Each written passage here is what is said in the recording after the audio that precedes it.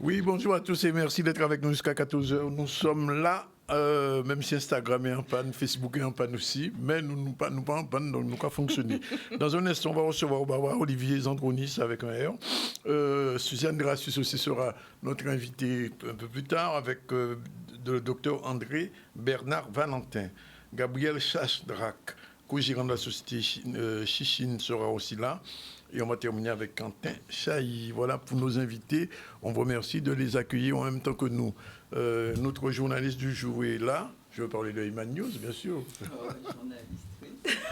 C'est quoi l'actu aujourd'hui? Aujourd'hui, on va voir le Conseil communautaire du Grand Sud Caraïbes qui s'est réuni. Différents points ont été abordés, factures d'eau, transport maritime, déchetterie. On reviendra sur ce reportage.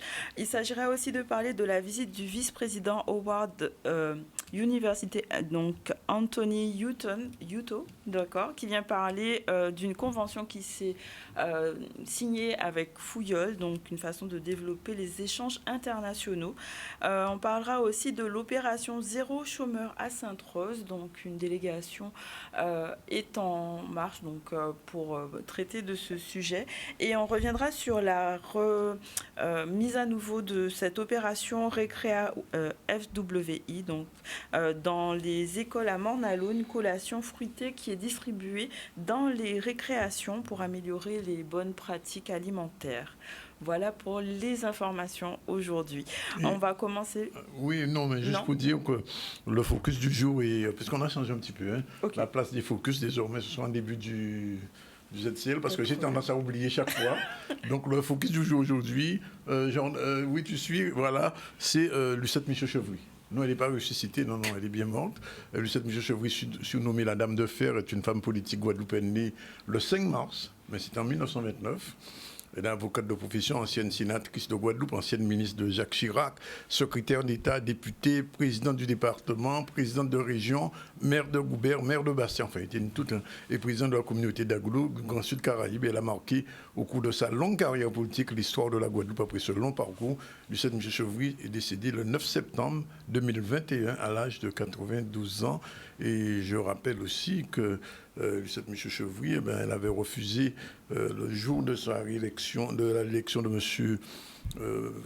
Victorin Lurel, de recevoir le bouquet de fleurs qu'on lui avait proposé. Voilà, on n'a pas parlé de ses affaires judiciaires, bon, ce qui est passé, elle est décédée, on oublie tout ça, mais elle a manqué le paysage politique de la Guadeloupe. Voilà.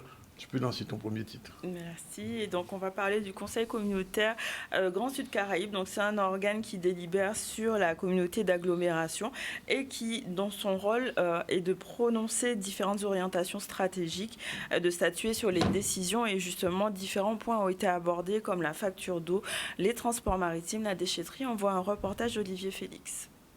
C'est des sujets d'importance qui concernent le Grand Sud Caraïbes. Bon. Le premier sujet, c'était effectivement l'annulation des factures d'eau pour les particuliers, pour l'ancienne régie de Grand Sud Caraïbes, donc qui concerne les communes de Cap-Esther, Terre de Haut, Terre de Bas, Gourbert, Basse-Terre, Saint-Claude, pour un montant de 13 ou 14 millions d'euros. Donc c'était important puisque il fallait revoir un petit peu cette problématique que nous avions sur le territoire avec des factures qui présentaient des irrégularités, des délais qui sont incompatibles avec les délais qui sont imposés pour la liquidation du budget eau et assainissement. Et donc, il nous a paru, en tout cas, compte tenu que nous avions déjà provisionné ces sommes dans nos comptes, c'était d'annuler pour repartir de plus belle et permettre, en tout cas, qu'il y ait une meilleure visibilité, en tout cas, de la facturation qui est opérée aujourd'hui par le CMGAG, en permettant à ce que tout de pouvoir s'en sortir, quoi. Il y a d'autres sujets, donc des adhésions à des organismes qui accompagnent le Grand Sud Caraïbes, le CAUE, la DIL.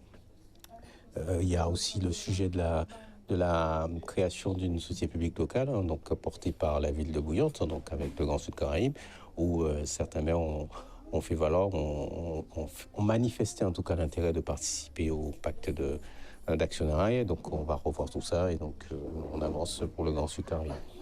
Le Grand Sud Caraïbes, c'est 11 communes, de Bouillante à Capesterre, en passant par Terre de Haut et Terre de Bas. C'est la première des choses que je dis, c'est un principe chez moi. La deuxième chose que je dis, c'est que chacune des communes a des potentialités, des atouts pour lui permettre de se développer sans être en concurrence les unes par rapport aux autres, mais être en complémentarité. Et donc, par conséquent, c'est pas parce que je suis le président et maire de la ville de Bouillante qu'il faut voir chaque fois qu'il y a une action qui est portée par le Grand Sud Caraïbes sur Bouillante que c'est une forme de favoritisme à l'égard de mon territoire. Je rappelle que la desserte entre Bouillante et Terre de Bas est inscrite dans le schéma régional des infrastructures de transport, qui est un schéma régional porté par la région Guadeloupe et qui a du sens. L'idée, c'était de permettre de desservir la Côte-sous-le-Vent, et c'est vrai que pour le moment, au niveau de la Côte-sous-le-Vent, le seul endroit où on a les conditions sont propices pour une activité de ce type-là, c'est Bouillante. Alors certains évoquent dans ça là-bas, je rappelle que c'est un site protégé, qui a des niveaux de classement et des contraintes réglementaires qui ne sont pas compatibles avec une activité de cette sorte-là. Donc c'est pour ça que c'est de Bouillante. Pourquoi Terre de Bas? Parce que tout simplement, il s'agit de renforcer la visibilité de Terre de Bas, parce que Terre de Bas est aujourd'hui, en matière de desserte maritime, est considéré comme un satellite de Terre de Haut. Et donc l'idée, c'est de renforcer la visibilité, de pouvoir dire, oui, il y a une manière d'arriver au centre autrement que sur Terre de Haut, c'est par Terre de Bas. Après, on pourra regagner Terre de Haut pour renforcer cette visibilité-là et renforcer l'attractivité.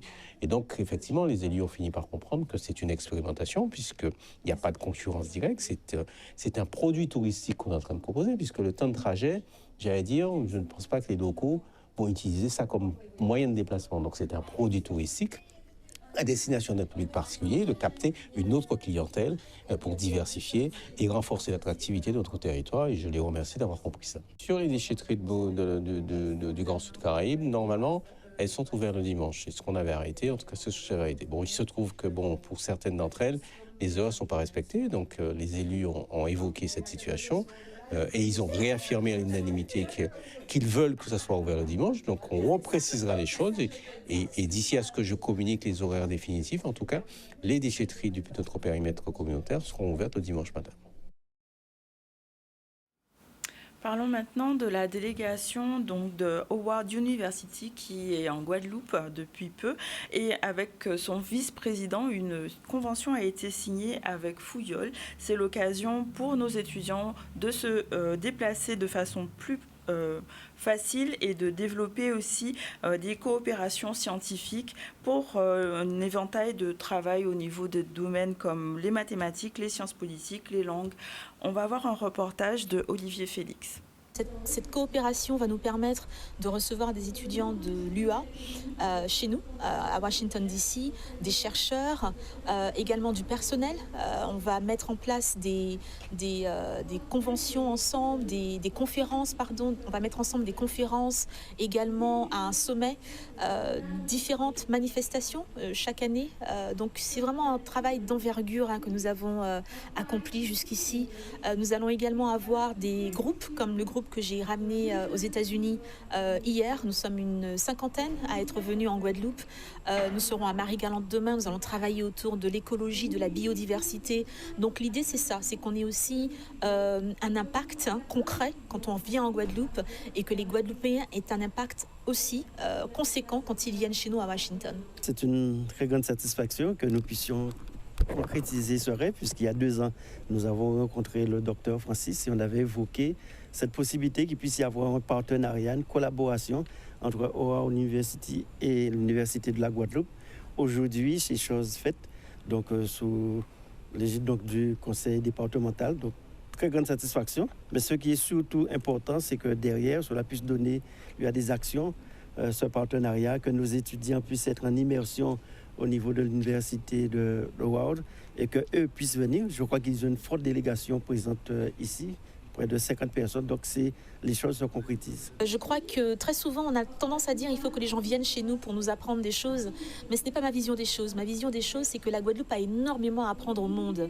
Et donc, en accueillant des étudiants, des chercheurs guadeloupéens également, et de la Martinique, avec le campus qu'il y a à Schœlcher, nous sommes vraiment dans ce geste-là. Dire que voilà, nous avons des connaissances en partage, des buts communs, et qu'on peut vraiment avoir un impact dans le monde en travaillant ensemble autour de cette collaboration et des thèmes, des thématiques, des projets qui sont intégrés dans cette convention que nous avons signée aujourd'hui. Je suis l'adolescente qui débute ses études. À l'époque, c'était encore l'UAG, donc aujourd'hui l'Université des Antilles, et qui se retrouve, oui, à la tête d'une des meilleures institutions américaines. Donc je suis honorée, vraiment honorée, mais pleine d'humilité également. Et c'est pour ça qu'on est en train de faire ce qu'on fait. C'est pas une réussite qui n'est que la mienne. Moi, si je réussis, ça veut dire que la Guadeloupe en bénéficie, que beaucoup d'étudiants peuvent en bénéficier. Et c'est là qu'on voit. C'est là qu'on voit et c'est là qu'on peut dire que ce qu'on a fait, qu'on a peut-être eu du succès. Voilà, c'est à suivre. Alors, on va recevoir Barbara Olivier Zongounis, elle est journaliste, elle est autrice aussi, puisqu'elle vient réalisatrice, elle vient de réaliser une série de portraits documentaires. Ça s'appelle Le Temps des Surettes, c'est ça? Le temps des surettes est fini. Bonjour Danick, bonjour Iman, bonjour à tous. Bon, alors le temps des surettes est fini, est-ce que le temps du journalisme est fini? Ah ben non. Et puis j'ai envie de dire que de raconter des histoires aussi fortes que celle de ces femmes qui dénoncent notamment des agressions sexuelles, c'est aussi quelque part faire du journalisme. C'est écrire, c'est raconter, c'est apporter de l'information, après avec une prise de position, évidemment. Mais c'est une autre façon de le faire. Enfin, pour moi, c'est une évidence. Oui, alors, comment ça s'est passé pour ce film, Le Temps des Surettes? Comment ça s'est organisé, mis en place quelles sont les femmes? Parce que j'ai pas revu le film, bien sûr, on va le découvrir demain. Exactement, parce qu'il y aura une avant-première à la médiathèque du Lamentin. C'est une projection privée. Toutes les places, ça y est, c'est complet. Malheureusement, on ne peut plus s'inscrire. Mais tu es déjà inscrit, je crois, Dani. Ah, je suis inscrit. On ne peut plus s'inscrire. En fait, c'est l'histoire de 5 femmes d'origines diverses. Il y a des femmes qui viennent de la Guadeloupe, d'autres qui viennent d'Haïti, de la Martinique, de la Guyane, ou qui sont installées aussi aux États-Unis. Elles ont quelque chose en commun, c'est le passé des régions dans lesquelles elles ont grandi plus jeunes, mais surtout le fait qu'elles aient réussi à transcender des blessures transgénérationnelles. Alors on retrouve plusieurs sous-thématiques, notamment le colorisme, la précarité persistante, les agressions sexuelles, les relations incestueuses. Ce sont des thèmes qui sont très forts, mais elles ont réussi à partir de ces mots-là, qui ont été terribles pour elles, à ne pas se laisser définir par le traumatisme, mais à le transformer en quelque chose. Et elle nous donne un exemple, en fait. C'est un exemple de résilience, c'est un exemple de bravoure, c'est un exemple de courage. Et c'est surtout, pour moi, c'est qu'elles incarnent ces jeunes pousses afrodescendantes qui remercient leurs aînés, celles qui les ont précédées, mais qui viennent avec un autre message en disant le temps des surettes est fini, des inconsidérations est terminé, que nous existons, nous avons choisi d'être libres, de nous émanciper de nombreuses prisons mentales. Alors explique-nous un peu le titre, Le temps des surettes, parce que c'est pas en Haïti, en Martinique, surette ne s'appelle pas surette. Oui, alors c'est une analogie avec la femme noire, en fait, c'est-à-dire les surettes. Moi, j'en ai beaucoup mangé quand j'étais enfant, j'en mange toujours, mais c'est un fruit qu'on apprécie tous, mais qui finalement était assez méprisé. Et donc c'est l'analogie avec la femme noire. On a découvert tardivement finalement que c'était, enfin chez nous, parce que c'est un arbre fruitier qui est connu ailleurs dans le monde, mais on a découvert tard chez nous qu'en fait finalement il regorgeait de vertus. Et en fait, c'est cette analogie avec la femme noire qui, pour moi... C'est pour valoriser la femme afro-antillaise, afro-américaine. Afrodescendante, exactement. D'une manière générale. D'une manière générale. Oui. C'est un film, pour moi, qui... c'est une série de portraits documentaires.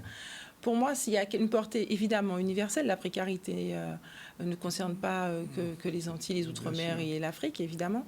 Mais on sent bien qu'il y a une prégnance de certaines thématiques chez nous qui fait un écho particulier. Et c'est normal, puisque c'est notre singularité liée à notre histoire, au poids de l'histoire. Voilà, je pose quand même la question. Est-ce que les femmes...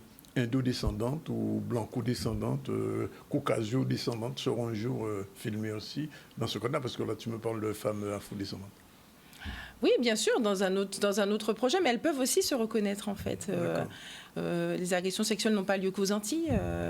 La précarité, la misère sociale n'existe pas que chez nous. Mais j'avais envie de rendre... En fait, je pense que tout est parti de l'idée c'était à la suite du décès de ma grand-mère, qui avait vraiment tout fait pour donner une meilleure existence à ses enfants, à sa descendance. Elle est morte brutalement, ça nous a beaucoup marqué. Elle était le potomitan de la famille, ça a été très difficile. Et en fait, j'ai un peu passé en revue quelques passages de sa vie, même si je connaissais une partie, mais pas une autre. Hein. Elle avait évidemment son jardin secret. Mais pour moi, l'histoire de ma grand-mère ressemblait beaucoup à celle d'autres plein de grand-mères, en fait, en Guadeloupe. Et j'avais envie de rendre hommage à ces femmes-là. Et pour moi, rendre hommage à ma grand-mère et à ces femmes, c'était de leur dire, vous n'avez pas souffert en vain. Tout ce que vous avez vécu, ce n'était pas en vain. Que ces nouvelles générations pour lesquelles vous vous êtes sacrifiés, elles ont compris, elles sont en train de se saisir de leur vie, de reprendre le pouvoir. Et voilà, de ne pas perpétuer ces schémas répétitifs, ces schémas de traumatisme qui se sont transmis de génération en génération. Je pense vraiment que dans ce film-là, on voit que ce sont des quadras, des trentenaires, que les nouvelles générations sont beaucoup plus libres dans leur tête, dans leur esprit, que celles qui les ont précédées. Et c'est le cours de l'histoire.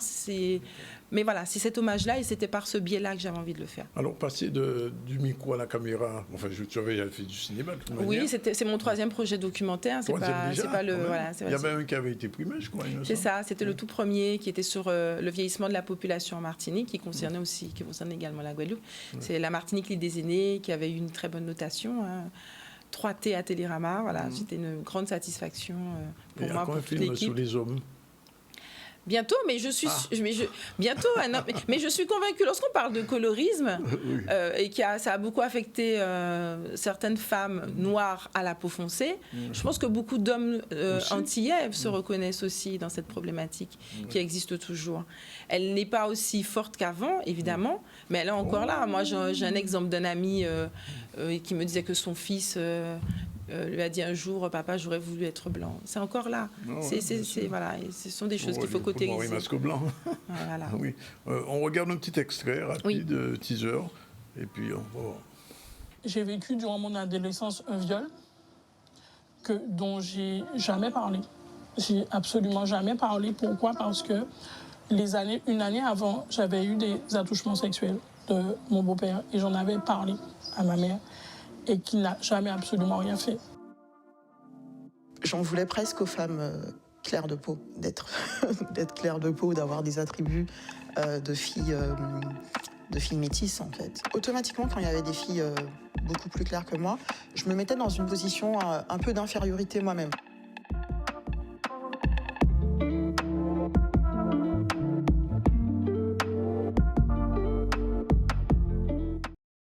Bien, alors c'est demain. Alors quel va être le parcours de ce film? Bon, d'accord, demain on l'a monté en privé et après? Et après, il sera diffusé sur Guadeloupe Première, sur Martinique Première. Il y aura plusieurs diffusions, une à 12h40 et une autre après le journal à 20h. Et tout ça en simultané. Donc c'est vraiment...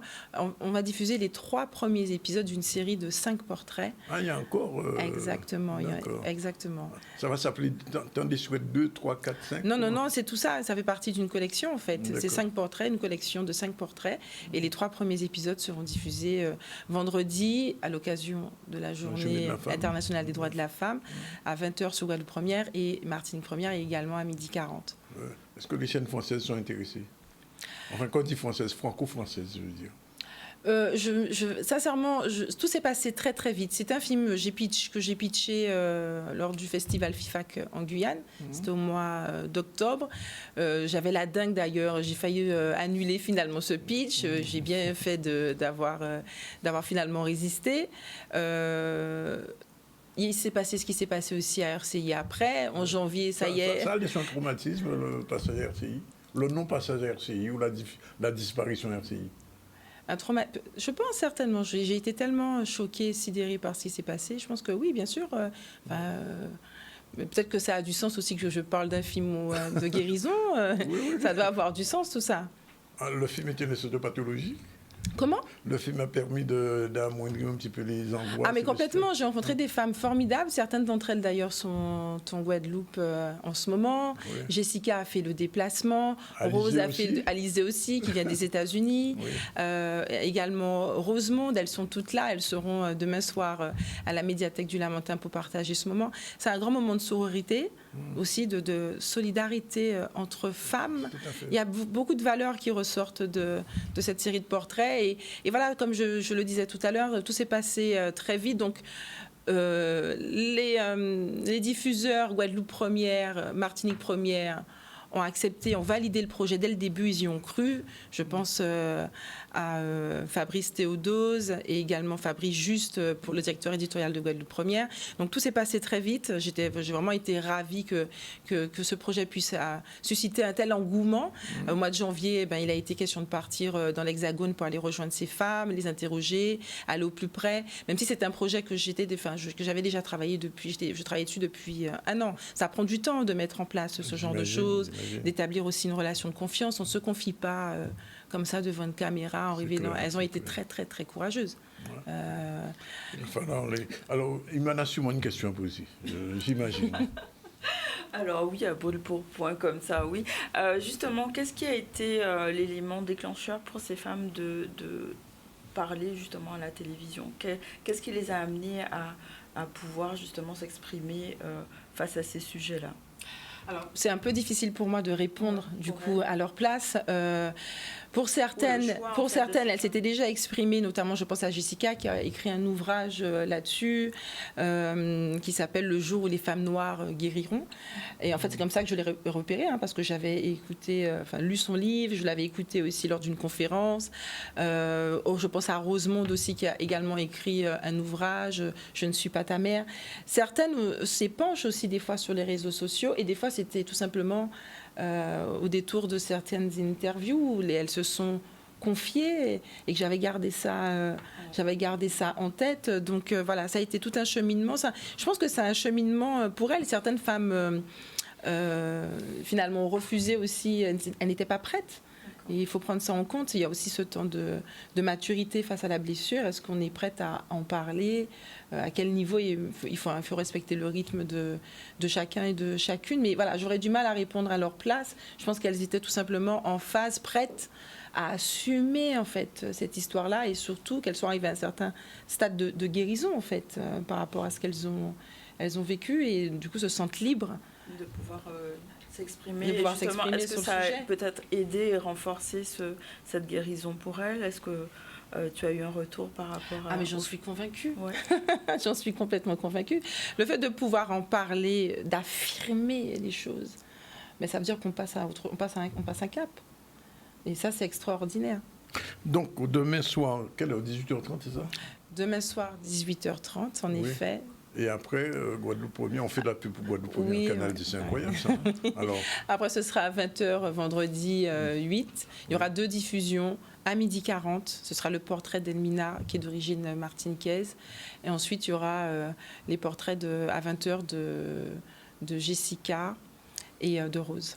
Alors, je reviens à la première question. C'est quand le retour au journalisme journaliste? C'est prévu ou c'est pas prévu? Non, c'est pas prévu. Si, c'est prévu, mais je dois dire que ce projet m'a absorbé tellement d'énergie. J'ai dû me concentrer là-dessus. Pour le moment, je me réserve le droit de parler de ce qui va se passer après. Je reste sur ce moment-là, c'est-à-dire ce magnifique projet qui, je pense, va s'exporter aussi à l'étranger et ne restera pas que dans les contours de notre zone géographique. Donc, je laisse à ce projet la place pour le moment qu'il mérite. C'est-à-dire qu'il faudra qu'on fasse un documentaire sur toi-même, sur tes blessures après RCI. Non, ça a été une belle leçon. Je suis partie dans l'Hexagone juste après et ça m'a donné un aperçu de ce qui se passe dans le paysage audiovisuel français et on vit des moments très difficiles en tant que journaliste. C'est très compliqué en ce moment un peu partout. En tout cas, merci. Rendez-vous demain, c'est parti. Merci pour ce film. Merci d'être venu et de dire ce qu'il y a. Et les femmes, vous avez votre film... Demain, pour celles qui ont eu un ticket, c'est fait, non? Non, c'est pris sur ta main. J'attendais sur toi. Ok. Merci Barbara, 12h54, 55 même, c'est la fin de la première séquence du ZCL. On se retrouve tout à l'heure pour la suite avec Suzanne Drassus et Bernard Valentin. Tout à l'heure. Retour sur le plateau du ZCL News. Comme vous le savez, nous sommes dans le festival de la poésie, donc on va recevoir des poétesses. Alors celle qu'on va recevoir dans un instant, Suzanne Drassus, elle est particulière puisque ça a été d'abord une romancière et puis elle a basculé dans la poésie, mais en fait la poésie a toujours marqué son œuvre. On va en parler dans un instant. Merci d'être avec nous, Madame Drassus. Merci à vous de m'avoir invité. On revient sur l'actu avec Iman News. Oui, au niveau de l'actualité, on va parler de l'opération Zéro chômeur à Sainte-Rose. Donc, c'est une expérimentation qui vise à offrir des solutions aux personnes qui sont privées d'emploi durablement.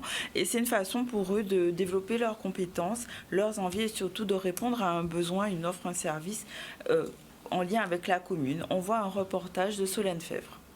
Notre objectif, c'est d'accompagner le territoire, de travailler de manière collective pendant une semaine pour les accompagner, pour les mettre sur les bonnes rails, pour pouvoir accompagner ce projet et le développer opérationnellement dans l'objectif de développer le droit à l'emploi territorialisé sur le territoire de Sainte-Rose. Depuis fin 2022, donc on reçoit sur des infos collectives et un entretien individuel les demandeurs d'emploi pour évaluer leurs compétences, qu'est-ce qu'ils savent faire, qu'est-ce qu'ils veulent apprendre et qu'est-ce qu'ils sont prêts à faire donc, au sein des entreprises à but d'emploi.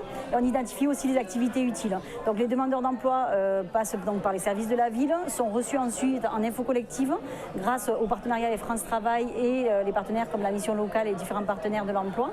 Et ensuite, on travaille avec eux donc, sur différents ateliers. Donc un bon nombre, aujourd'hui 240 demandeurs d'emploi ont été reçus en entretien. 96 sont intégrés dans le cadre de la mise en œuvre de l'expérimentation sur Sainte-Rose et on continue le travail de recensement des demandeurs d'emploi. Zéro chômeur, ce n'est pas un objectif aujourd'hui qui est atteignable, mais l'idée c'est précisément de lutter contre ce chômage de longue durée qui sévit en Guadeloupe avec plus de 38 000 bénéficiaires du RSA. Et dans notre commune, la ville de Sainte-Rose, qui est un bastion agricole, tenter de répondre à ces exigences-là par le développement d'un modèle économique autour de ce projet-là qui puisse développer un certain nombre d'emplois. L'objectif final, c'est plus de 400 emplois. L'idée, c'est de pouvoir monter graduellement en puissance avec le concours des services de l'État, de tous les services, les institutionnels autour, le conseil régional, le département, bref, l'ensemble des acteurs qui agissent sur le territoire et faire en sorte que ce projet soit une réussite parce que ce n'est pas tout que de commencer, mais il faut réussir et c'est ça le plus important. Ces emplois vont être à destination du monde associatif, mais le grand intérêt aussi qu'il y a dans ce projet, c'est qu'il y a des actions en fait davantage commerciales, davantage tournées vers le développement économique.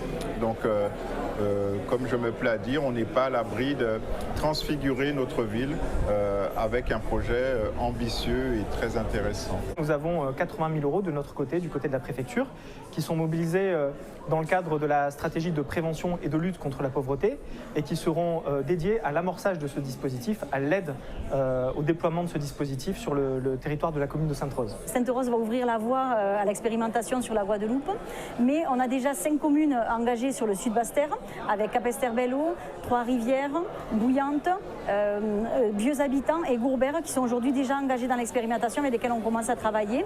Mais bien entendu, le but c'est que le maximum donc, de communes qui souhaitent s'engager dans cette expérimentation puissent développer ça. Le but bien entendu de l'expérimentation à l'échelle nationale est d'étendre et de faire en fait de l'emploi un droit et donc une expérimentation nationale qui est tentée de devenir généralisée à l'ensemble du territoire. Voilà, ben c'est le temps des poètes en Guadeloupe, puisqu'il y a un festival de poésie qui a démarré à l'initiative de Madame Romanos, Maryse Romanos, qui est elle-même poétesse guadeloupéenne. Et parmi les invités, Suzanne Dracius, qui est martiniquaise, qui est romancière, mais aussi poétesse. Alors expliquez-nous un peu comment vous êtes passés de l'un à l'autre. En fait, je ne suis pas réellement passée l'un à l'autre. Bon, d'ailleurs, c'était amusant parce que mon premier roman, donc, qui est sorti en 1989, L'autre qui danse, qui était finaliste du prix du premier roman, il y avait eu pas mal d'articles élogieux. Et je ne sais plus si c'était dans l'Humanité ou dans le Figaro, mais je fais exprès d'ailleurs de ne pas me souvenir parce que ce sont les deux extrêmes. Peu importe, parce qu'en tout cas, il était écrit L'autre qui danse, poème en prose autant que roman. Et c'est-à-dire que déjà la poésie était présente dans cette écriture romanesque. Même quand on lit La table des matières, je me m'étais dit, tiens, mais elle ressemble à un petit poème. Rien que La table des matières. La table des chapitres, pardon. Eh bien, en fait, cette existence, pour moi, elle est de plus en plus toujours liée à la poésie. Bon, vous savez, la poésie, c'est création. Hein, l'étymologie du mot poésie, poiesis, du verbe grec poiein, ça veut dire créer. Alors bien sûr, ça ne veut pas dire qu'on se prend pour Dieu, mais ça veut dire que peut refabriquer des petits univers.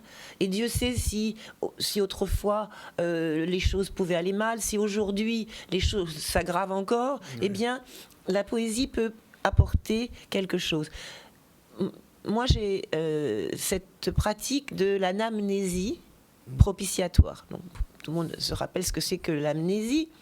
Mais par contre, l'anamnésie, c'est la désobéissance à l'injonction d'oublier, et propitiatoire, c'est-à-dire pour rendre l'avenir propice.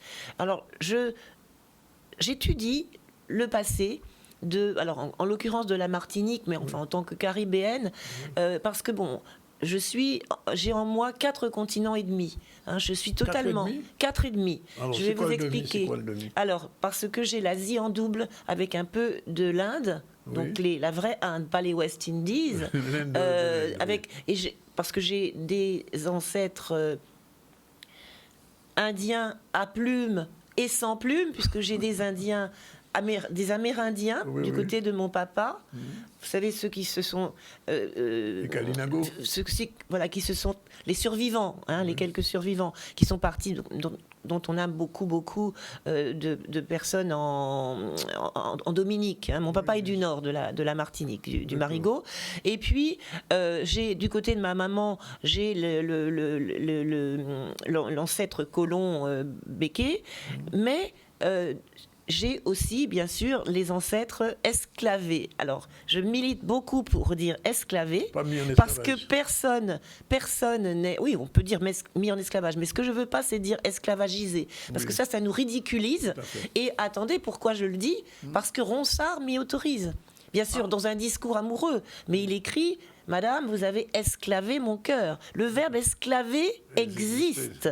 Et donc, je tiens à dire ça parce que personne n'est esclave par nature. Donc moi, je ne dis pas que j'ai des ancêtres esclaves, j'ai des ancêtres esclavés, dont je suis fière. Très fière, parce que si honte il y a, la honte, elle est sur l'esclavagiste. Alors, 4,5, vous avez donc l'Amérique de ma naissance, puisque je suis née à Fort-de-France, et de mes Amérindiens, de mes ancêtres indiens à plumes, si vous voulez. J'ai l'Inde avec les coulis, comme on dit, j'aime pas trop le terme, enfin les Indiens, voilà. Et puis,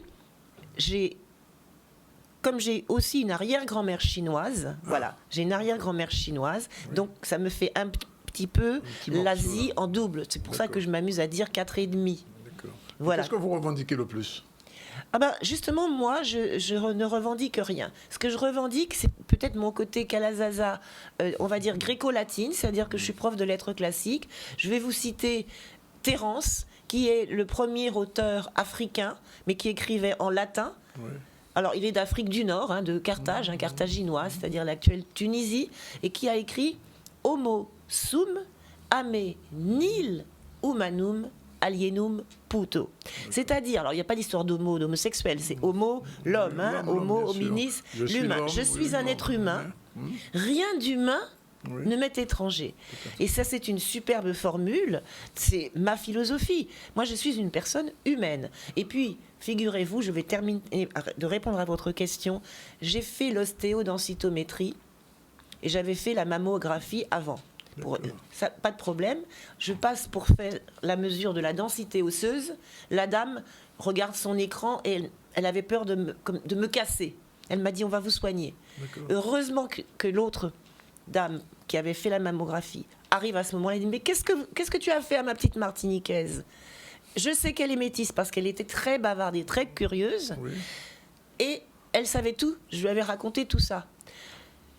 Tout ce métissage. Elle dit, bon, on va mettre sur africaine, parce que, figurez-vous, Gassa, voilà, regardez, mes os à l'intérieur, ça fonctionne bien, mais si on considère les paramètres en tant qu'africaine. Or, j'ai fait ça à Paris, et à Paris, la plupart des gens sont blancs, caucasiennes, ils avaient laissé les paramètres de l'ordinateur ils n'avaient pas pensé à changer. Mais quand on a changé, alors c'est génial. Retrouvé l'origine. Alors, je suis le contraire du Bounty ou de l'Oreo. Voilà, je parais plus claire, je parais plus blanche, mais figurez-vous qu'à l'intérieur, c'est complètement africain. Et je suis très contente. Mais tout à l'heure, j'avais une réalisatrice qui disait que le colorisme, c'est encore un problème chez les femmes aux Antilles, aussi bien en Guadeloupe qu'en Martinique. Oui. Alors, moi, vous savez, quand on est enfant, on ne se regarde guère dans le miroir. Donc, moi, je me suis toujours vécue, parce que je suis née en Martinique et je suis partie ensuite en Île-de-France, dans la 3e île. Bon. Et quand j'étais petite, je me considérais comme noire. Je me suis vécue. Pourquoi ? Parce que je regardais mes mains et vous voyez la différence. Mon visage est plus clair, comme si on avait mal remué le cocktail. Et donc, résultat, j'ai toujours assumé, une forme de négritude. Avant même de lire Césaire, avec Césaire, ça a été l'illumination, surtout qu'il a réussi à me faire le grand plaisir d'aimer ce que j'écris. Justement, j'allais vous poser la question, quand on est poète ou poétesse comme vous l'êtes au pays de Césaire, est-ce que ça influe ou bien au contraire ça dynamise ? Alors je pense qu'il y a une émulation terrible qui est créée. Moi, quand j'étais ado et que j'ai lu le cahier d'un retour au pays natal, et bien sûr que ça a dû m'influencer, et puis... en plus, quand j'ai sorti mon premier roman, il y avait tout son entourage qui me disait mais quelle chance tu as, il adore ce que tu écris, etc. Il y a ton livre L'autre qui danse qui trône sur son bureau, il en relit des passages tout le temps, mais des intimes de lui, Feu Camille Darcière, un de ses fils, tout son entourage me disait ça. Et à tel point qu'il a demandé à me voir, et quand je suis entrée, il s'est écrié Suzanne, ma femme. Alors, je ne sais pas si vous connaissez l'expression, parce que d'abord, c'est vrai que sa femme s'appelait Suzanne. Et vous savez qu'au domino, on dit 4, Catherine de Russie. 6, Suzanne. Et donc, j'avais toujours Suzanne, ma femme. Bon, alors, il m'a fait ce truc-là. Et puis, Césaire m'a énormément, d'abord, bien sûr, impressionné et certainement influencé dans mon écriture. Et puis, par exemple, je lui ai accordé un entretien qui est le dernier entretien, d'ailleurs, j'en suis très heureuse, très émue, le dernier entretien publié avec son autorisation, un entretien avec Césaire, qui a été d'ailleurs publié ensuite aux éditions Jean-Michel Platz, une maison d'édition parisienne qui a publié les écrits politiques de Césaire en plusieurs tomes. Eh bien, à la fin de l'entretien, j'ai dit mais il faut que je vous laisse parce que ma maman, je lui avais promis d'aller faire du shopping avec elle. Et puis j'ai dit non, moi j'ai un entretien avec Monsieur Césaire. Alors pour me faire pardonner, est-ce que vous voulez bien lui faire une dédicace ? Et Césaire fait la dédicace et il écrit à Elmire Dracius que la Martinique remercie entre autres choses d'avoir mis au jour la poésie, la vraie, Suzanne. Merci. Alors vous voyez, il m'a dit en plus qu'il voulait que ce soit écrit dans l'entretien publié, parce qu'il m'a dit scripta manent. Les écrits restent, les paroles s'envolent. L'écriture reste. Voilà. Alors, je pose toujours la question aux poètes ou aux poétesses, pourquoi un festival de la poésie alors qu'il n'y a pas de festival du roman ? C'est une excellente question. Une brillante question d'ailleurs. Je pense que c'est parce que le roman est déjà énormément servi. Le roman, depuis le 19e siècle, est vraiment devenu le genre littéraire le plus prisé. Donc il y a plein en fait, ça ne s'appelle pas festival, mais il y a un tas de festivités. Salon du livre. Il y a toutes sortes de salons, et dans ces salons, c'est le roman qui est roi. Tandis que la poésie, qui elle était, jusqu'au 19e siècle, l'art le plus prisé, la forme littéraire la plus prisée, elle est en train de péricliter. Ça ne revient pas. Elle a besoin. Parce que je sens quand même qu'il y a une volonté chez beaucoup de poètes et poétesses de revenir sur le devant de la scène. C'est ça. Donc on a besoin de ces festivités et on a besoin d'insister sur ce caractère festif, ce caractère en plus ouvert au public et gratuit. C'est très important.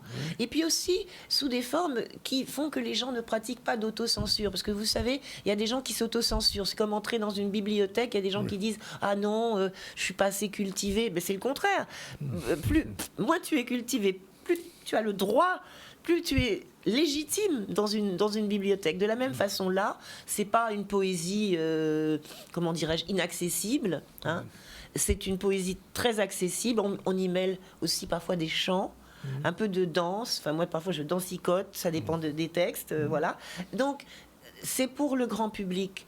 Il faut que nous ayons cette distribution, voilà, cette distribution de bonheur dans des lieux, dans des diverses communes, une différente chaque jour. On distribue du bonheur et eux, ils nous font l'honneur de nous accueillir. Suzanne, est-ce qu'on a écrit des bagailles en créole? Antitac. Antitac. Qui ça? Moi, j'ai écrit Hexagonal, Moun le Sud, par exemple, aux horizons du Sud. Mais bon, moi, je parle un petit créole plus que de Chololo. Hein. Bon, mon papa, lui, parlait. Mon papa qui est du Marigot, mon papa qui est du Marigot parlait, donc puisqu'il est décédé, hélas, parlait un créole dragon, par exemple. Il se moquait un petit peu de ma maman qui parlait un petit créole de Fort-de-France, un petit créole chololo. Par exemple, ma maman disait l'argent et papa disait l'argent, hein, pour l'argent. Et puis, ou bien pour un petit casse-croûte, ma maman disait un tchébeker et papa disait un tchébeché. Voilà, bon, c'était vraiment quelle est la différence? Oui, bien sûr. Oui, et moi, bon, je suis, comme je vous l'ai dit, partie de Martinique très tôt, à l'âge de 4 ans. Mais donc j'avais d'abord ce bain de langage de créole, puis j'y revenais toujours avec les vacances, les congés, donc je crois que c'était tous les 3 ans ou 4 ans, je ne sais plus. Et par ailleurs, j'ai perdu mon petit accent créole sur les bancs de la Sorbonne. Mais j'ai une jolie anecdote. Oui. Un jour, donc à Paris, je fais la queue à une poste et il y a une toute petite dame qui me dit « C'est pas vrai, c'est la petite Suzanne Dracius » parce que comme j'avais un recommandé, à haute voix, l'employé de la poste avait donné mon nom. Et elle m'a raconté que quand je suis arrivée donc, à l'âge de 4 ans, bon, d'une part, je savais que je savais lire puisque ma grand-mère m'avait demandé à apprendre à lire dès que j'ai commencé à parler. Bon, je ne vais pas être trop longue, mais c'est quand même important parce que ça me situe énormément. Moi, je n'ai jamais été complexée dans l'Hexagone. Encore une fois, là, je pourrais ouvrir une parenthèse pour expliquer pourquoi je ne dis pas métropole, parce que c'est condescendant. Ça se dit plus. C'est pas que ça se dit plus, c'est que ça ne doit pas se dire, ça n'a pas de raison d'être. C'était d'abord pour les colonies et c'était méprisant, puisque ce mot-là veut dire, donc de métrone, la mesure, le modèle, et de police, la cité, ça veut dire que c'est le colonisé est inférieur puisqu'il n'est pas le modèle. Bon, donc c'est un mot hyper méprisant. Bon, bref, quand je suis arrivée dans l'Hexagone, je savais lire. On peut dire la France aussi. Ou en France. Ouais. Je savais lire parce que, voilà. Et cette institutrice, mademoiselle Bertha, me dit qu'elle adorait me faire lire parce que, d'abord, ça donnait un modèle, ça stimulait les autres petites camarades françaises qui étaient là. Mais aussi, j'avais un petit accent créole. Alors voilà pourquoi je vous dis. Parce que je suis arrivée à 4 ans, j'avais un petit reste, mais que j'ai perdu sur les bancs de l'école et de la Sorbonne. Alors, désolée c'est pour ça que quand je lis, alors j'écris très bien créole, parce qu'en plus, en Martinique, où je vis, puisque j'ai demandé ma mutation depuis longtemps, et j'ai enseigné en Martinique et tout ça. Donc, j'ai fait aussi un DEA, bon, malgré tous les autres diplômes que j'avais, mais j'ai eu envie de faire un DEA de créole. D'accord. Avec Bernabé? Avec Bernabé, avec Jean Bernabé. Et donc, tout ça pour vous dire que je l'écris, le créole, donc avec la graphie Gérec de Bernabé. Mais, pour le lire, je sais que j'ai mon petit accent chololo, mon petit accent banane pas mûre. Alors donc, c'est pas la peine. Bon, alors justement, vous serez à Sainte-Rose, c'est ce soir ou demain? C'est ce soir, Sainte-Rose. Alors, qu'est-ce que vous allez faire exactement? Eh bien, des lectures. Ce sont des lectures. Vous avez quelque chose à nous proposer? Eh bien, je vais vous en donner une. Et puis ça... petit frisé, on dit en créole. Hein? Allez, alors, afro-ascendance. Oui, en noyer. Afro-descendante. Plutôt qu'afro-descendante, elle se sent afro-montante. Forte de son afro-ascendance. Non, ses racines africaines ne l'entravent pas. Bien au contraire, en femme debout, en caribéenne surtout, elle sent que grâce à elle, tel un arbre, elle pousse, elle s'élève, elle sait qu'en elle monte la sève, elle ne se prend pas les pieds dans ses racines. En équilibre, libre, elle danse, au son de son afro-ascendance. Elles sont aériennes, ces racines, ascensionnelles, sensationnelles, à l'instar des racines du palétuvier, dans la mangrove nourricière qui donne naissance à des métisses, mangle blanche ou mangle grise, amphibie, ambivalent, vivipare pour se propager. Les graines, plutôt que de risquer d'être noyées ou asphyxiées dans l'eau salée, à la merci des marées, germe à même l'arbre. Et de cet élan germinal, un surgissement de jeunes plantules, triomphant de l'ennoiement, échappé de l'ergastule, se détache de l'arbre mère pour se ficher directement dans la vase. Émulsion, émulation, élévation. Elle incarne une vivante allégorie du métissage, prônant l'honneur du marronnage versus l'horreur de l'esclavage. Marronne, résistante, à l'instar de la germandrée maritime, cette plante ligneuse qui s'appelle en latin marron, marronne. Comme en grec, marronne aussi, elle ne se sent pas qu'africaine, elle se sent caribéenne, riche de ses ascendances multiples, ses ancêtres indiens, à plumes et sans plumes, amérindiens et, entre guillemets, coulis manger chiens, Caraïbes, mêlant leur sang aux Arawaks, versant le sang des hommes et faisant des femmes leurs épouses. Sur Madinina, du coup, surnommée l'île aux femmes.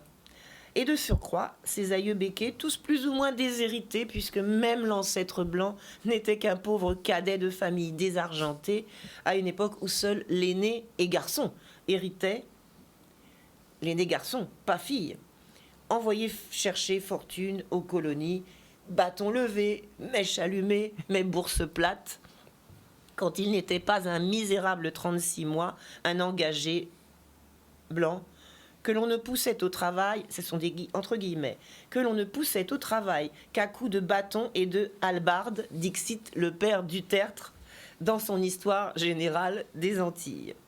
Vous voulez que j'arrête là? Ça va, c'est un petit peu autobiographique finalement. C'est un petit peu exactement, mais j'attends juste un petit verre de plus. Oui. Sans mêler au marron, les esclaves africains ayant fui le jouet, le fouet.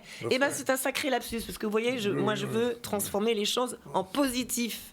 Donc, je transforme en ludique mon activité poétique pour transcender le problème de l'esclavage et du transgénérationnel. Bon, alors, mais ce que je veux dire, bon, tous des damnés de la terre, avec pour pimenter le tout son arrière-grand-mère chinoise, elle en est fière d'être issue de cette résistance, de cette dissidence, cette résilience, cette reliance, cette immanence triomphant des contingences, cette convergence de 4 continents et demi, au confluent de tous ces sangs par-delà les océans et les ans, et les traumas, des rigueurs, de la rigoise, s'en enorgueillit en tire gloire de cette aptitude à survivre, faisant fi de traites et trafics. Et puis tout le monde vient d'Afrique, tout le monde est afrodescendant, proclament désormais les savants, preuves à l'appui, n'en déplaise aux esprits chagrins et autres semeurs de haine. Ni une aigritude, sa négritude. Bon, ça continue, c'est un poème un petit peu long, mais voilà, je voulais dire l'essentiel. Ok, ben merci Suzanne Dracius. Je rappelle donc il y aura, outre vous, Chantal Clem aussi qui vient de la Martinique, il y aura le Seychellois Bernard Valentin, la Haïtienne Janie Bougat. Alors ils ne sont pas là. Alors, Bernard Valentin, Chantal Clem n'est pas là. Elle n'est pas arrivée. Et peut-être il paraît que son directeur peut-être ne va pas la laisser partir ou je ne sais pas quoi. Bon, enfin en tout cas, elle n'est pas là. Il y a donc juste le Malgache et le Seychellois et aussi l'Haïtienne vivant au Québec. Voilà. Bon. Voilà. Donc nous sommes 4. Ça fait quand même déjà pas mal. L'amour, c'est ce soir. Donc, le thème, voilà. Au tiers-lieu de l'Escale, à Séquilé, au bout de Sainte-Rose. Merci. Je donne rendez-vous donc à tous ceux qui ont envie de changer un petit peu et de se divertir au sens pascalien, se sortir un petit peu du quotidien. Ce que vous avez vu, c'est extrait de Esquisse de déréliction métisse. Non, ça c'est extrait de Scripta Manent, parce que justement à l'issue de ce que m'avait dit Césaire, j'ai intitulé un recueil Scripta Manent. Et je l'apporterai ce soir, donc les gens peuvent venir avec des sous, parce que j'ai quelques livres à vendre. Voilà. C'est fait. Merci Suzanne Dracius, et puis bonne poésie. Merci à vous aussi, et puis félicitations pour le travail et l'ambiance de vos émissions que je vois parfois, puisqu'il y a des amis qui m'envoient sur Internet des extraits de vos émissions. Donc je vous connaissais comme ça, sans vous connaître. Oui. Et félicitations. Moi, je vous connaissais parce que j'étais sur le campus à Martinique à l'époque et je vous connaissais déjà. D'accord. Bien, 13h27, fin de cette deuxième séquence. On se retrouve tout à l'heure pour la suite et la fin du ZCL News. Il est déjà 13h27. À tout à l'heure, merci. Voilà, il est 13h31, comme c'est l'heure où on doit déjeuner, manger, goûter. On a invité 2 personnes qui vont nous parler un petit peu de bouffe, au-delà de la poésie. Gabriel Chadrac, bonjour. Bonjour. Et Quentin Chailly, bonjour. Bonjour. Alors, tous les deux. Alors, l'un, il est gérant de la société Chichine. Il va nous expliquer un peu ce que c'est. Et Quentin, lui, il est gérant de Byron Burger Bar. OK ? Alors, expliquez-nous un petit peu, qu'est-ce qu'il y a au Burger Bar ? Qu'est-ce qu'on trouve là ? Alors, le Byron Burger, c'est un restaurant qui, le premier a été ouvert, ça fait maintenant 10 ans. On fait, comme son nom l'indique, du hamburger principalement, en axant vraiment nos recettes sur du produit frais, des produits de qualité et du fait maison. Oui. La spécialité, c'est quoi? La principale spécialité? La spécialité, c'est vraiment le hamburger avec du bœuf, mais on le décline avec du poulet, avec du poisson cru, des végétariens. Enfin, voilà, on essaye d'élargir au maximum notre panel de burgers. Et je crois que Iman, ça te donne faim? Oui, c'est ce que... Oui, tout à fait. Oui. Bon, alors, je reviens tout à l'heure vers vous. Et le Chichine n'est pas chinois. Hein? Non, Chichine n'est pas chinois. Chichine est typiquement antillais. Oui. Chichine Food, c'est bon, ça va faire 7 ans qu'on existe. 7 ans déjà, oui. Ouais, qu'on existe vraiment. C'est typiquement antillais, on fait des repas. Oui. Mais quelle est la spécialité? On va dire notre spécialité, c'est vrai que les gens, il n'y a pas de bonne spécialité parce que c'est tout ce qu'on mange aux Antilles vraiment. On fait beaucoup de transformations, ce qui veut dire on peut nous donner peu importe le truc, mais on va essayer d'innover. D'accord. D'innover avec tout ce qui est typiquement antillais. Ouais. Les Antilles. Et c'est bon? Je vais vous dire que c'est bon, parce que c'est moi, mais je vous invite de venir goûter. Non, parce qu'il y a souvent les clients, bon... Oui, non, on a beaucoup de retours positifs. Beaucoup de retours positifs? Oui. Voilà. Alors, c'est le matin, le midi, le soir ou... Alors, on va dire on est le repas du midi. En ce moment-là, ça tourne? En ce moment, oui, j'ai laissé mon équipe en train de travailler là. Ouais. Voilà. Ouais.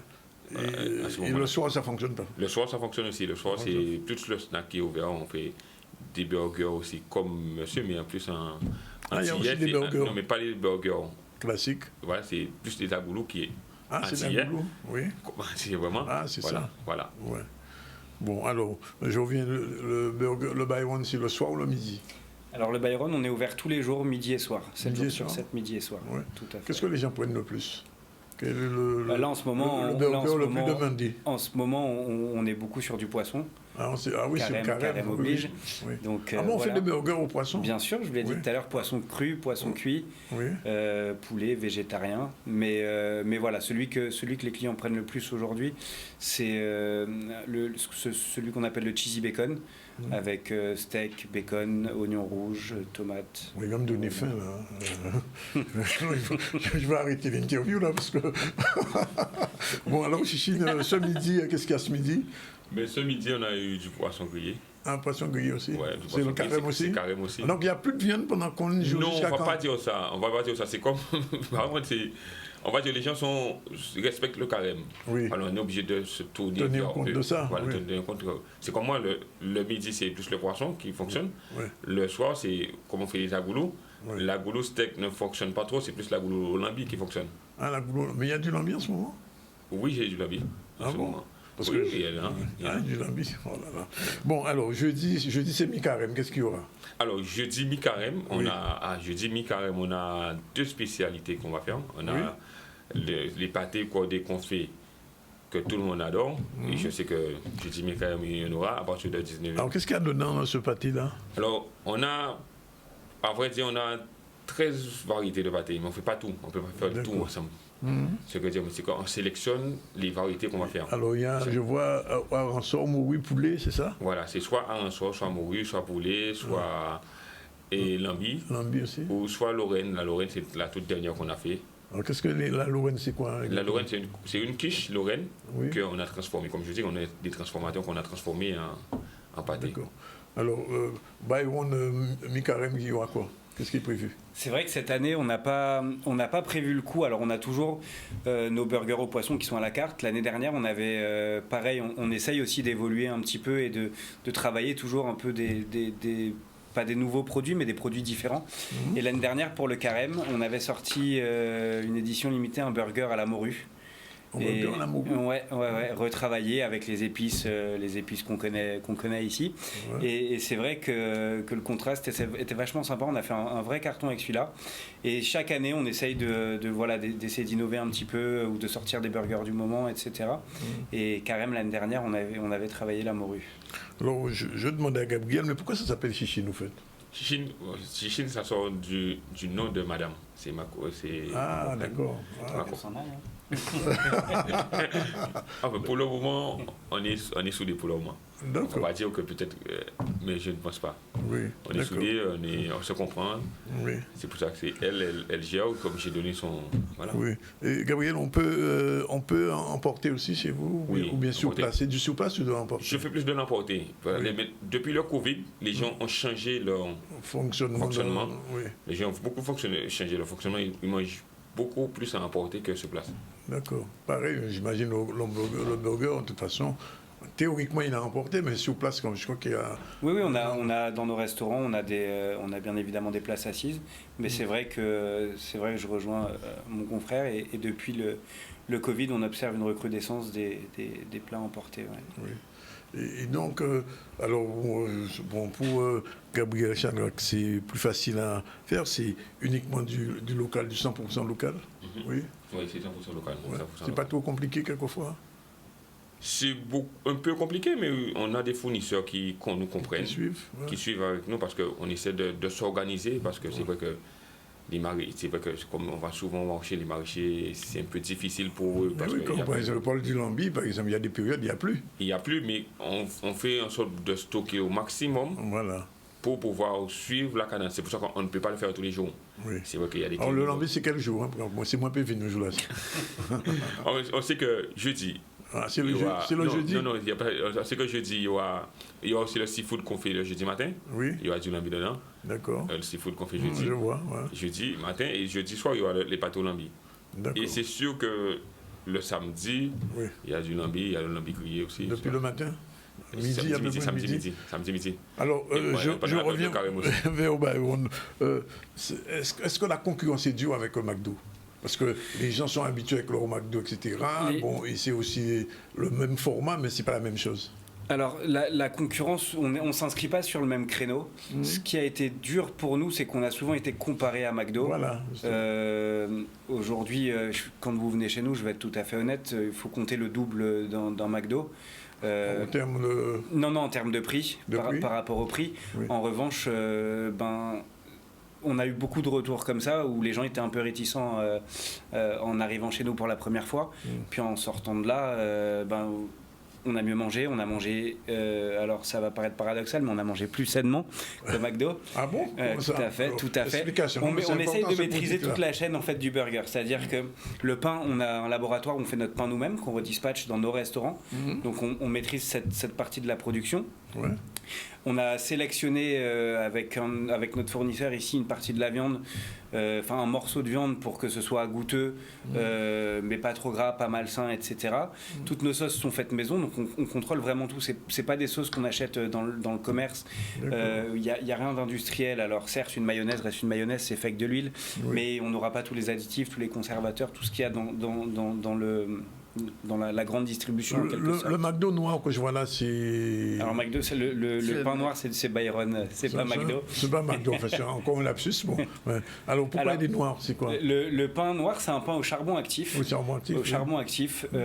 Pareil, comme je vous disais, on essaie de travailler pas mal de produits différents sur les burgers. On essaye aussi de travailler comme on maîtrise notre production sur les différents pains. Donc on fait du pain au charbon, on fait du pain au curcuma, on fait du pain complet. Il y a des gens qui préfèrent pour le goût, pour la digestion, pour tout un tas de choses. La prochaine fois que vous venez ici, porter des trucs. Hein, c'est ce que je disais à votre collaboratrice tout à l'heure, c'est que j'aurais emmené avec grand plaisir. C'est vraiment un supplice là. Il faut mettre des conditions de passage. Oui, la prochaine fois, venez, si vous n'avez pas de quoi nous nourrir, c'est pas la peine. Non, mais alors. La prochaine fois, comptez sur moi. Non, c'est pareil. J'imagine que chez M. Shadrack, la production se fait aussi en respectant un petit peu des normes. Oui, en respectant. Pareil, notre sauce maison et la sauce chichine, on l'appelait comme ça. Oui. Notre sauce, c'est fait maison. Il n'y a pas de conservateur. Il n'y a pas de conservateur dedans, c'est juste que c'est fait tous les jours, on fait notre sauce. C'est pour ça que les gens l'adorent. Oui. C'est pareil, parce qu'on essaie de respecter les chaînes. Pourquoi le burger est plus cher à Byron que chez McDo? Alors, déjà, tout bête, c'est que quand vous allez, moi je vais taire le nom de la concurrence, mais quand vous allez à la concurrence, vous ouvrez votre burger, vous avez un steak qui fait une épaisseur minime. Oui, voilà. Chez nous, on a un steak qu'on fait nous-mêmes, c'est-à-dire qu'on reçoit des poches de viande sous vide. Nos cuisiniers vont les parer. Ce qu'on appelle parer, c'est enlever le gras, les nerfs, etc. Les découper, puis après on a des hachoirs réfrigérés sur place qui nous permettent de faire nos steaks minutes. Et nos steaks à nous, ils font 160 grammes bien, vous le voyez sur les photos qui passent. Qui passent là, il vaut combien celui-là? Celui-là, on est à 18 €. Un peu plus parce que c'est un triple steak, donc là, faut compter au moins il y a au moins 500 grammes de viande là dans celui-là. Donc, et avec le poisson, c'est le même prix? Non. Après, on travaille chaque burger à un prix différent, fonction des coûts matières. Donc voilà, le poisson, il est moins cher que celui que vous venez de voir là. Ouais. Et un petit plat chez Chine. Le plat chez Chine, le minimum, c'est 9 €. 9 €. Alors c'est quoi? C'est avec 9 € là. Nous, on a opté autrement. On a changé la culture des plats des restaurants. C'est vrai qu'avant, lorsque vous achetez le plat, vous payez le plat et le mais vous faites aussi des pickles? Oui, on fait tout ça aussi. C'est bon. Ouais. Alors pour nous, chez nous, c'est qu'on a opté, c'est que vous payez la viande et vous avez le droit à 3 accompagnements.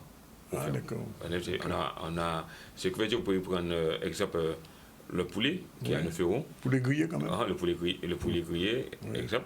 Vous prenez le poulet, mais vous avez droit à 3 accompagnements maximum. Ça veut dire s'il y a du gratin, il y a du riz ou une autre riz, c'est tout et au fur et à mesure qui rentre dans la barquette. Voilà, on a changé autrement, c'est juste pour changer. Oui, j'ai bien compris. Voilà. Bon, écoutez, messieurs, on va arrêter le supplice. Merci d'être venu. En tout cas, le burger, je vous dis ça parce que ma fille, une fois, elle est allée au burger, au Byron. Et puis elle a essayé de refaire un Byron à la maison. Et c'était tellement bon on était loin, elle a essayé de le refaire. Bon, bref, on ne quitte pas le domaine des collations. Le dernier sujet, c'est encore sur de la bouffe. Oui, mais là on va parler de bonnes habitudes alimentaires. C'est pas que le hamburger n'est pas une bonne habitude alimentaire, mais on parle de collations fruitées pour les enfants dans les écoles à Morne-à-l'Eau. Donc c'est un reportage de Charlie Dagonia. C'est une très bonne chose, d'autant plus qu'on a eu des personnes de la santé qui sont passées et qui ont fait une formation aux enfants sur le fait de bien manger pour éviter l'obésité. C'est dans ce plan-là et de ce film conducteur-là que la mairie a mis en place la distribution des fruits pour que les enfants consomment plus local. En fait, ça peut aider les enfants qui n'ont pas de goûter et ça les aide à manger mieux que des snacks, etc. Ce que j'ai aimé, c'est avoir des fruits parce que ça peut aider ceux qui n'ont pas de goûter et ça essaye d'éviter l'obésité en Guadeloupe. Justement, au niveau de notre école, nous avons notre association UCEP et nous faisons beaucoup de sport. Et donc, ces activités sont liées. Et moi-même, j'ai passé mon CQP pour devenir animateur sportif en randonnée. Et donc, ça me permet d'avoir une meilleure pédagogie pour pouvoir permettre aux enfants de faire des randonnées, des activités sportives au sein de l'école, liées justement à la consommation de fruits. On a travaillé sur 2 fruits, la papaye et le fruit tapin. On a appris à faire des pancakes. On a appris leur culture et on a regardé leurs bienfaits et Je pense que toutes les classes ont eu la même chose pour essayer de préserver les bons fruits. Oui, je connaissais déjà tous les fruits car la pastèque, c'est mon fruit préféré. Je connais aussi le melon, la canne à sucre aussi. Et je connaissais tous les fruits qui étaient là en fait. Je pense que toutes les écoles devraient faire pareil parce que aujourd'hui, les petits Guadeloupéens, des fois, il y a ceux qui ne connaissent même pas une goyave ou ce que c'est qu'une canne. Donc, je pense que c'est important de les éduquer dans ce domaine-là parce que les maisons individuelles ont tendance à disparaître et on est tous dans des cités et des fois, les enfants ne connaissent pas tous les fruits de leur pays. Il vaut mieux manger plus de fruits que de snacks parce que les fruits, c'est bon pour la santé. Et ça peut vous aider à garder une ligne et bien manger du coup. Voilà, on va terminer avec le proverbe du jour, le mot créole du jour. On va le découvrir ensemble. Pain et poule, ça tombe bien. Encore. Quand on veut encore, pain et poule. Qu'est-ce que tu veux de plus? Tu n'es jamais satisfait. Oui, tu connaissais cette expression quand même. Bien sûr. Quand on voulait encore pain et poule, alors. Bon, mais voilà, c'était le proverbe du jour qui tombait vraiment à pic avec ce qu'on vient de dire là, puisqu'on va trouver le pain et poule chez les deux.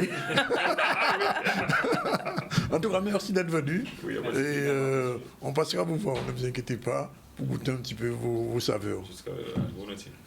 Bien, je rappelle que depuis le début du ZTL, on a reçu ce midi tout à l'heure, Barbara Olivier pour son film qu'elle présente demain, Le temps des surettes, c'est au Lamentin. Ensuite, nous avons reçu Madame Suzanne Dracius, poétesse, professeure de lettres, pour son recueil, mais aussi pour sa participation ce soir au Tiers-Lieu l'Escale, c'est à Sainte-Rose. Et puis, on a pris du gaz là, avec Gabriel Schnack et Quentin Chali qui sont venus nous faire rêver de bouffe à l'heure où nous sommes là. Vous savez qu'à cette heure-là, on n'a pas encore déjeuné. Alors c'est vrai. Ah, vous non plus? Non. Nous-mêmes, bien. Sinon, l'actualité, Ivan News, rapidement.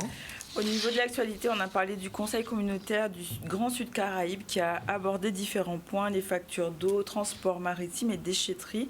Nous sommes venus aussi parler de la visite donc, de la Howard University et de cette convention qui a été signée entre l'université de Fouillol et cette université des États-Unis. On est revenu sur l'opération Zéro chômeur à Sainte-Rose et on vient de parler de bonne alimentation avec l'opération dans les écoles qui est destinée à donner des collations fruitées. Voilà pour les titres. Ben voilà, c'est fini pour aujourd'hui. On se retrouve demain à partir de 12h30 avec d'autres invités. On remercie tous ceux qui sont venus aujourd'hui. Barbara, Suzanne Dracius, Gabriel et Quentin. Et puis, on nous retrouve demain. Merci aussi, Iman. Bon appétit. Ben oui. Bon appétit à vous, messieurs. Oui, bien sûr. Allez, ciao, bye bye. La réalisation était assurée par Jordan avec Stéphane qui était en back-office. Voilà, c'est fini pour aujourd'hui. On se retrouve demain. Pétillante, dynamique, élégante, naturelle, chic, décontractée, glamour. Se sentir belle comme on aime, avec un grand M comme Malibu. Retrouvez-nous vite dans nos boutiques de Jarry, Pointe-à-Pitre, Basse-Terre et sur nos pages Instagram et Facebook.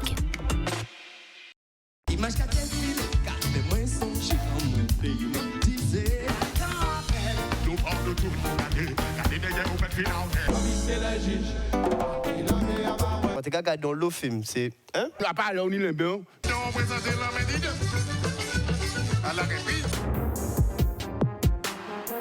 It's always move to the left, move to the right. And it's some music, but it's keeping...